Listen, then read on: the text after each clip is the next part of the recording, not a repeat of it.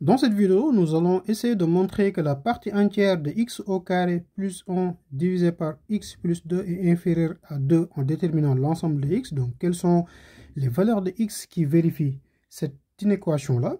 Et donc là, ce qu'on va faire, c'est comme si on avait la partie entière de e de y qui est inférieure à 2.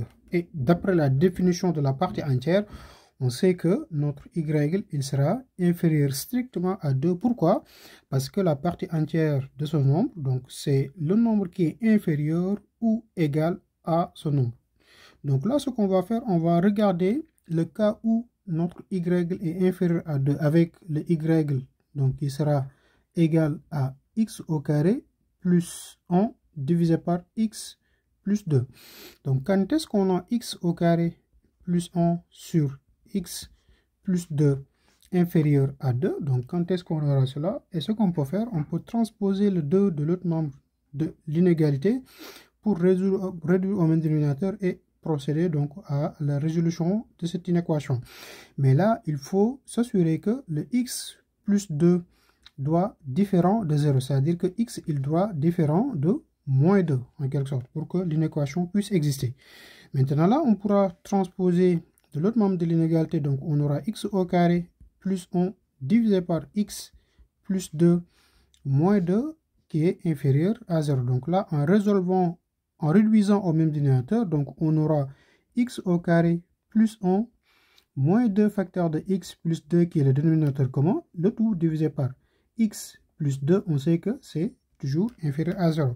Et donc là, en réduisant le terme qu'on a au niveau du numérateur, donc on aura x au carré plus 1 moins 2x moins, donc moins 2 multiplié par 2 qui va donner 1 moins 4, le tout divisé par x plus 2, et là ça va nous donner donc un x au carré moins 2x moins 3, le tout divisé par x plus 2. Donc là, c'est une parenthèse pour montrer la résultat, en fait, disons la réduction au même dénominateur. Donc ici, l'expression qu'on a au niveau du numérateur, on peut le factoriser. Donc en le factorisant, donc là, pour le moment, on va marquer ici étoile et on reviendra sur notre expression étoile. Pour factoriser l'expression qu'on a au niveau du numérateur, on peut l'écrire sous la forme de x moins 1, x plus 1 du moins, facteur de x moins 3, le tout divisé par x plus 2. Pourquoi? Parce qu'en développant cette expression, donc on va retrouver l'expression qu'on a ici. Donc ici c'est x au carré, moins 3x plus x, donc moins 3x plus x, ça va donner moins 2x, et plus 1 multiplié par moins 3, ça va donner 1 moins 3, d'où l'expression qu'on a ici. Donc là, ce qu'on avait pour notre étoile, donc en reprenant l'autre étoile, donc on aura quoi? X plus 1 facteur de x moins 3, le tout divisé par x plus 2, on sait que c'est inférieur à 0. Maintenant, on va poser l'expression que un numérateur égal à 0 pour pouvoir déterminer l'ensemble des points qui va annuler le numérateur. On sait que le dénominateur, donc pour x moins 2, on sait qu'il doit être différent de 0, donc x doit être différent de moins 2. Donc ici, on a x plus 1 facteur de x moins 3, c'est égal à 0. Donc, quelles sont les valeurs qui vont annuler le numérateur? Et donc, l'ensemble des valeurs qui vont annuler le numérateur, c'est x qui est égal à moins 1 ou bien x qui est égal à 3. Donc, lorsque x est égal à moins 1 ou bien x est égal à 3, donc là, on a le numérateur qui va s'annuler.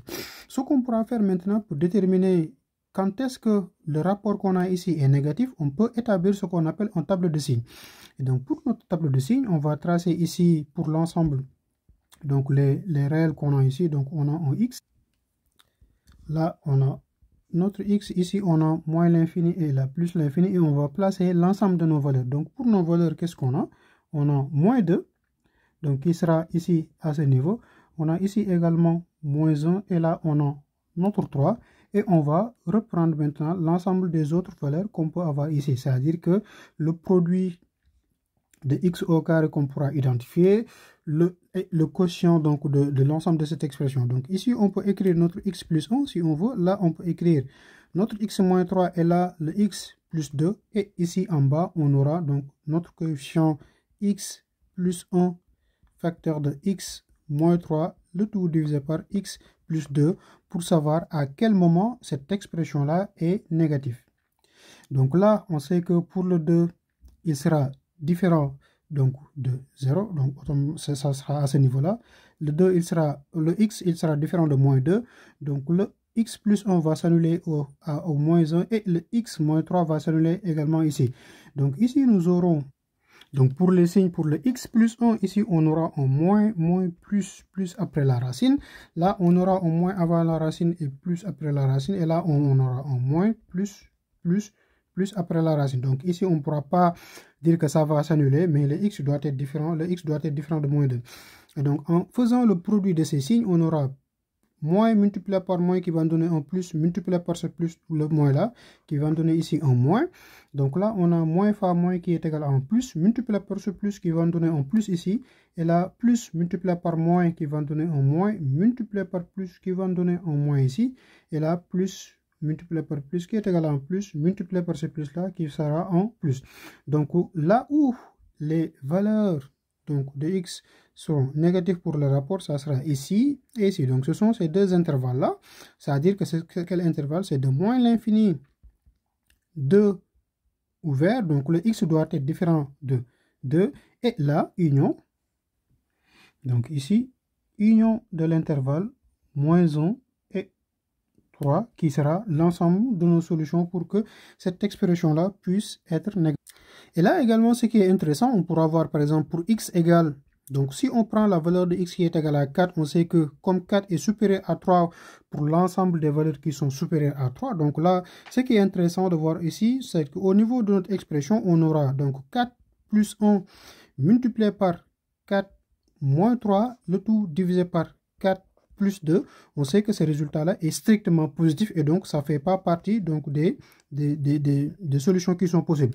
Donc l'ensemble des éléments qui sont supérieurs à 3 sont exclus et l'ensemble des éléments également qui sont entre moins 2 et 1 et moins 1 sont exclus. Par exemple, si on prend pour la valeur de x qui est égale à moins 1,5, donc là, moins 1,5 à l'occurrence est égal à 3,5. Là, si on calcule la valeur, on saura que, donc on va rentrer dans une position qui sera exclue complètement.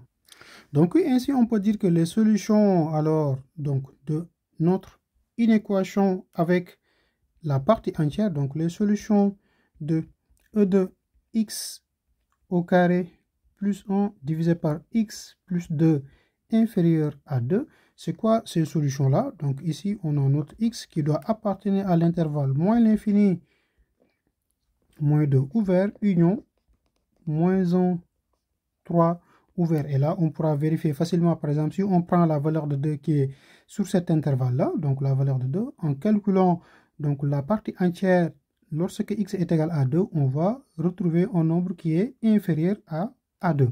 Et si on prend un nombre qui est supérieur ou égal à 3, par exemple le 4, si on prend la valeur de 4, là, on saura que la partie entière du nombre qu'on va avoir ici, il sera supérieur ou égal à 4. Supérieur ou égal à 2, autant plus. Et on peut le vérifier facilement. Donc lorsqu'on remplace le x par 4, donc on sait que 4 au carré, ça fait 16. 16 plus 1 divisé par 4 plus 1, on sait que ici c'est 4 plus 2 autant pour moi, donc ici c'est 17 divisé par 6, or 17 divisé par 6 ce n'est rien d'autre que 2,8 et quelques, donc on a 2,83333, et donc si on cherche la partie entière de 17 sur 6, alors il sera égal à 3 qui est strictement supérieur à 2 et donc c'est pas inférieur à 2, d'où l'ensemble des solutions qu'on a ici, donc on peut bel et bien encadrer, ce sont les x pour que donc x appartient à cet intervalle. Donc c'était tout pour cette vidéo dans votre chaîne YouTube MathPSW. Donc je vous conseille de revoir l'exercice et d'essayer de le faire d'une autre manière avec les parties entières, donc notamment les définitions du partie entière qu'on peut avoir, et de voir qu'on peut bel et bien trouver des solutions qui sont différentes en mathématiques.